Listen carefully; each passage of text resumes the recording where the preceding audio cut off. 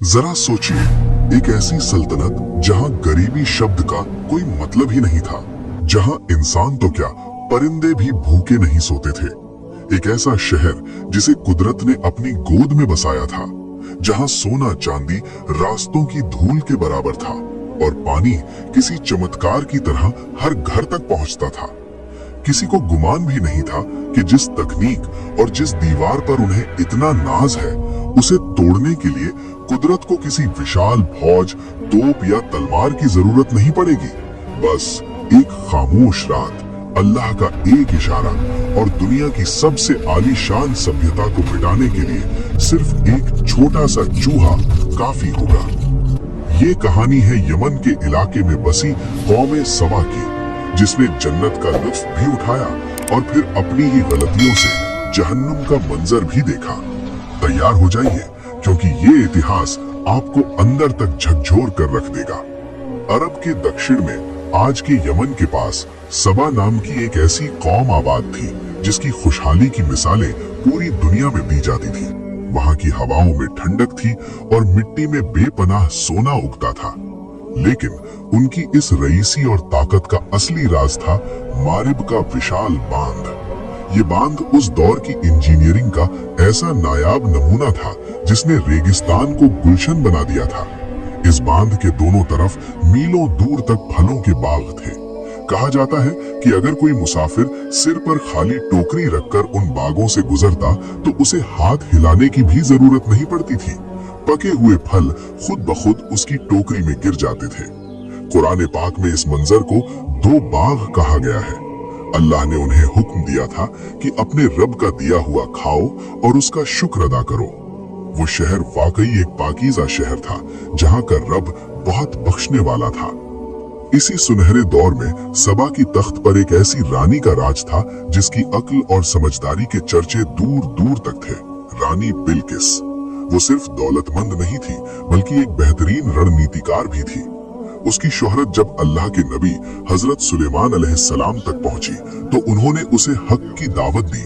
सुलेमान अलैहिस्सलाम जिनके कब्जे में हवाएं थी और जिन्नात जिनकी गुलामी करते थे, उन्होंने बिल्किस को समझाया और आखिरकार जब रानी बिल्किस ने सुलेमान अलैहिस्सलाम के महल का शान और शौकत देखा, तो उनकी आंखों से दुनियावी भ्रम का पर्दा हट गया।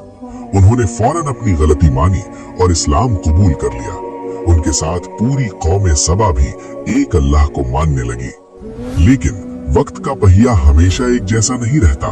सदियां गुजरी, रानी बिल्किस का दौर खत्म हुआ और नई नस्लें जवान हुई।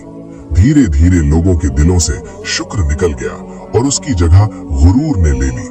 जो नेमतें उन्हें अल्लाह की रहमत से मिली थी, उन्हें वो अपनी मेहनत और काबिलियत का नतीजा समझने लगे। वो कहने लगे, ये बांध हमने बनाया है, ये पानी हमारा है, हमें किसी का एहसान मानने की क्या जरूरत। जब उनकी सरकशी हद से बढ़ गई, तो अल्लाह ने उन्हें समझाने के लिए अपने नबी भेजे। नबियों ने उन्हें डराया, ये दौलत और ये मजबूत बांध सब अल्लाह की अमानत है। अगर तुम सीधे रास्ते पर नहीं आए तो ये सब छीन लिया जाएगा। लेकिन दौलत के नशे में चूर उस कौम ने नबियों का मजाक उड़ाया। उन्होंने हंसते हुए कहा, हमें डराते हो? देखो हमारे इस बांध को, ये पहाड़ों से भी ज्यादा मजबूत है, इसे कौन गिरा सकता है? हमें किसी अजाब का खौफ नहीं। उनकी बदकिस्मती ये थी कि उन्होंने खुद अपने लिए बर्बादी की दुआ मांग ली। और फिर वो भयानक घड़ी आ ही गई। अल्लाह की पकड़ जब आती है तो वो बेआवाज होती है। जिस बांध पर उन्हें इतना घमंड था, अल्लाह ने उसी की जड़ों में अपनी सबसे छोटी फौज यानी चूहों को लगा दिया। जो काम बड़े बड़े लश्कर नहीं कर सकते थे, वो इन चूहों और दीमकों ने कर दिखाया। वो जमीन के अंदर ही अंदर बांध की बुनियाद को खोखला करते रहे और ऊपर लोग अपनी रंगरेलियों में मस्त थे। एक रात जब पूरा शहर गहरी नींद में सोया हुआ था, अचानक एक जोरदार धमाका हुआ।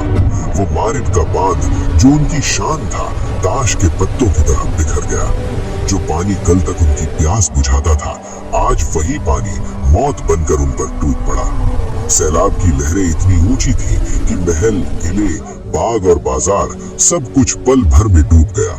लोगों को भागने का, संभलने का, यहाँ तक कि तौबा करने का भी मौका नहीं मिला। चीख पुकार मच गई, हमें बचाओ, लेकिन अब बहुत देर हो चुकी थी। सुबह का सूरज जब निकला तो वहां न वो आलीशान शहर था, न वो हरे भरे बाग। जहां कल तक जिंदगी चहकती थी, वहां अब सिर्फ वीराना और तबाही का मंजर था।